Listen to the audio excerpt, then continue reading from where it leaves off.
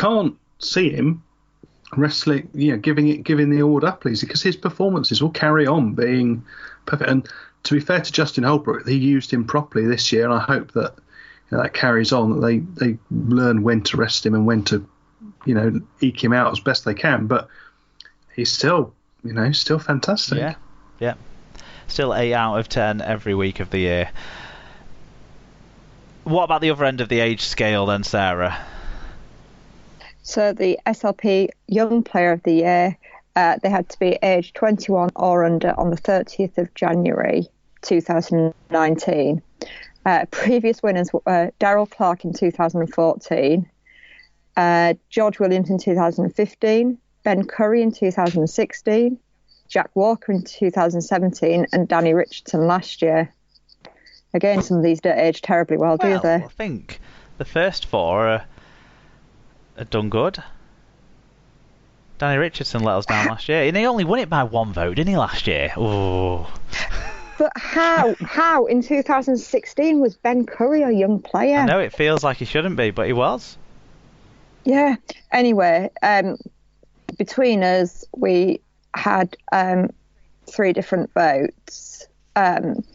Tim went for Matty Lees, Alan went for Harry Newman, and Mark, you and I went for Morgan Smithies. In this category, 8 players received votes, but the one for Ben Westwood didn't count, as he just missed out on the age criteria. I think he turned 22 earlier in January, didn't he? Well, the greatest thing about that is he's only 1 year off his career beating the criteria.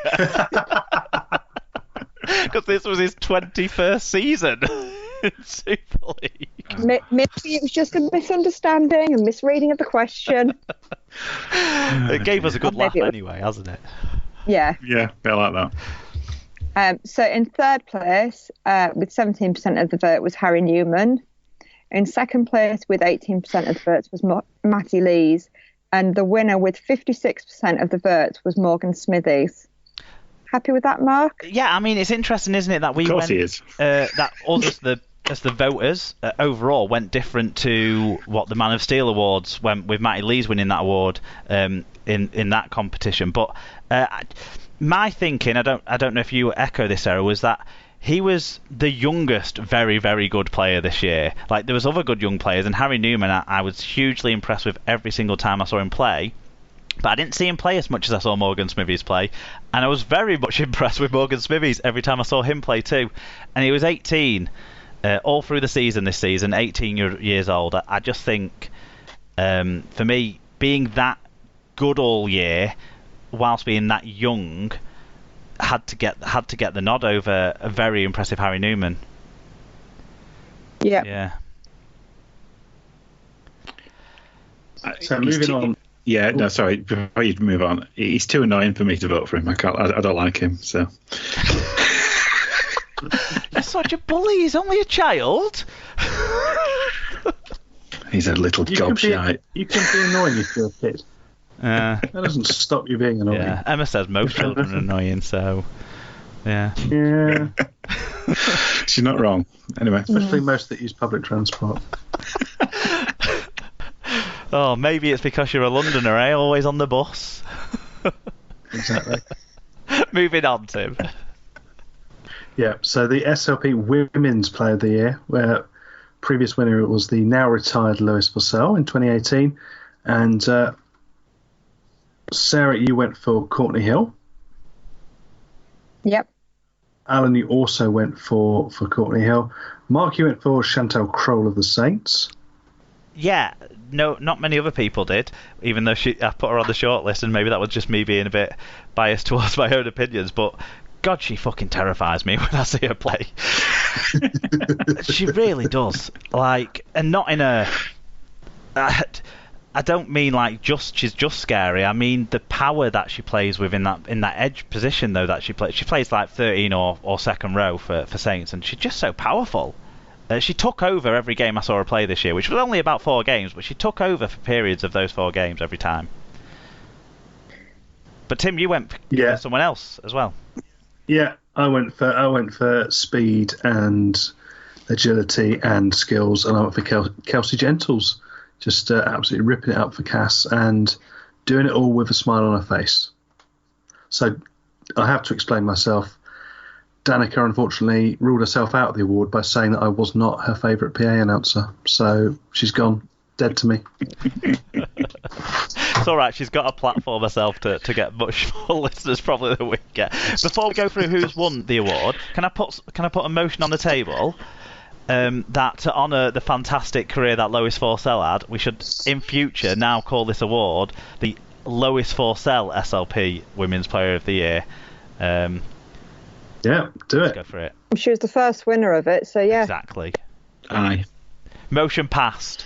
Let's tell us how. Well, but by that token, we also have to call it the Zach Ardacre Next Tuesday Award, so I'm fully on board with that. I mean, he's got a chance to win the award again. But can we throw the Earl Player of the Year out? I'm not having that called the Ben Westwood Earl Player of the Year. No. We're only doing it to honour Lois Forsell because I think, last year she missed out on a grand final and maybe would have won the grand final if she'd have played in the grand final. This year, she's been around that team all the time. I just think what she does for the women's, what she's done in the last 2 years for the women's game, from what we've seen of it, she's been fantastic. And if you look at how many of that lead that we side, didn't see what she was doing, she was also fantastic.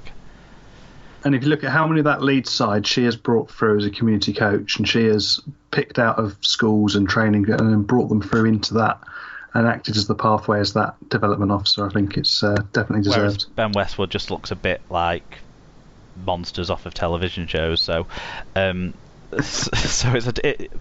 just looks old. So also your motion to not name anything after Ben Westwood is passed. Thanks. How did the voting go, Tim? So 6 players in total received votes. In third place, 12% went to Rhiannon Marshall, probably the finest loose forward in the game anywhere, I'd say at the moment. Jason Tamalolo plays loose forward. True. Okay. Sorry, Rhiannon. In the British game, in Britain. In second place, 22% of the vote went to Kelsey Gentles. However, a whopping 53% of the vote, adding to her, I was going to say it's more than a shelf now of awards. It's going to be more like an entire room. It's Courtney Hill. So it's 2 years in a row it's gone to a Leeds player. Well, Alan and Sarah, you went for Courtney, didn't you? So explain why she was such a big. Explain yourself. I suppose I've given it obviously performances on the pitch. She was fantastic in the Challenge Cup final, particularly. But yeah, I suppose it's an award also partly for a kind of ambassadorial kind of role that she's kind of taken on in this year, and I think she represents the game wonderfully. So for me, it's a bit of a on and off the pitch award for me. Alan, I think I've worked out why I messed up the order. It was so that you got the award that you wrote the blog about. That's fine. Did your petition pay off? Let's find out. Yeah, so moving on now to the Darryl Powell Coach of the Year award. No. No. Yes. No. The secret Cast fan has come out. Oh, that was irresistible. Do you not remember he played for Leeds? Points. He probably beat Bradford by playing for Leeds quite a few times. No, he didn't though, because he was playing for them when they were shit. No. What, he played last year? Hey. Anyway, moving on. So the Darryl Powell Coach of the Year award. Almost a full house in terms of host of the show here. Obviously, I went for Ian Watson. I wrote a blog about it, as did Mark and Sarah. Tim was the one dissenting voice with a good shout in Danny Ward. Very good year. In terms of the overall voting, let's just pause 10% of people. Say 3 Warrington fans voted for Steve Price, but he didn't make the top 3.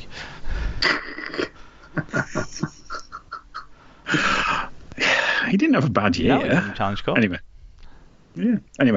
Third place, 10% of people have agreed with Tim and went for Danny Ward. Second place, you can take this with him to the Gold Coast. 15% of the vote went for Justin Holbrook, and just proving that actually writing a blog works. People do read it. 70% of the vote, people went for Ian Watson and agreed with me and Mark and Sarah. Can't argue with that one, obviously. Yeah, I mean, any dissenting voices? Sarah, do you want to chip in with what made you go for Watson over? Because you were just talking about it was a kind of a choice between Holbrook and Watson in your head for people to really look at. What swayed you towards Watson? I think just what he did with the resources available. Yeah. I mean, I think a lot of people at the start of the season, said yes, Holbrook, Saints would be up there, probably 1 or 2. But I think the number of people that would have said Salford would be in the top 5. You really are looking at number of people on one hand, aren't you? Yeah, and I think Watson, kind of as Alan put quite well in the post he wrote, I think Watson was so integral to that. Like, he has a small staff. It's you look around some of the other clubs, the clubs me and you support, they have big staffs, but Salford have like 4 members of the coaching staff, not a lot of playing resource, and also how many of his players did he get the absolute best out of this year? He completely defied expectations with that side. Yeah, I think had Danny Ward managed to keep London up, then that would have been a really, really interesting split then. Because again, that would have been a complete defying of expectations. Yeah, I agree, but Tim didn't, did you? No, I just thought in terms of resources available to him and from where he started off to where he ended up, actually in terms of coaching impact, and if you look at the players that came on and he got the absolute best out of, I felt that was more of a coaching performance. But to be honest, it is hard to disagree with Ian Watson. I don't think he's also done a very similar job in terms of quality there. So yeah, quite happy with that one. Yeah, well, we haven't done this award since 2014 because it's not felt like there was a real contest for it. But this year, these 3 really gave us that contest. But Ian Watson came out head and shoulders above the rest for our listeners. So well done to Ian Watson. A break now, I suppose. Not a break like we usually have where we play a little bit of music for you, but a break to talk. Before we go to our 2 leading awards, we want to mention all the people who got shout outs on the voting form for Community Hero category, where everyone's a winner in the Community Hero category. This is where people get the chance to give a shout out to either people they specifically know who do great stuff in the community for the game, or just people that they or groups of people that they want to shout out. I don't know why I've let someone be on there twice, because they only need one shout out. But yeah, let's run through these, and you guys feel free to chip in if you want to add anything to these names. So the first one is Channel 4 television presenter Adam Hills. Someone gave a shout out just to all junior coaches because they give the game a future. Someone else gave a shout out to all volunteers, so that's fantastic. We've got a few more specific ones here. Alison and Wilf Thomas Smith of the Brixton Bulls. This person who got in touch to raise those guys up said give up a lot of their time and effort to ensure that kids in London get the opportunity to play rugby league all year round. Connor Lines, who we know does great stuff in brain injury awareness. Along with Adam Hills, is a big advocate in the PDRL realm as well. Craig Armstrong from Oldham St Anne's. Dave Regan, who is Joshua's coach at the Mighton Warriors. So although questionable decisions to play training in certain weather conditions recently, still deserving of the mention, Sarah. Yep, I'd also add Andy Foster and Andy Wilby. Andy Wilby stepped down to go and coach a younger age group who were in need, and then Andy Foster has transferred over to Mighton and is doing a great job alongside Dave. Good stuff. Everyone who supports and coaches, and not those who think shouting at kids and refs is somehow conducive to development or image of the sport. So basically a shout out to everyone who's supporting the game at the grassroots levels. This one's fantastic. I think this one was Dave Cantrell's. He said, I don't know his name, but the bloke who refs 2 back-to-back games for the Brixton Bulls reserve and first team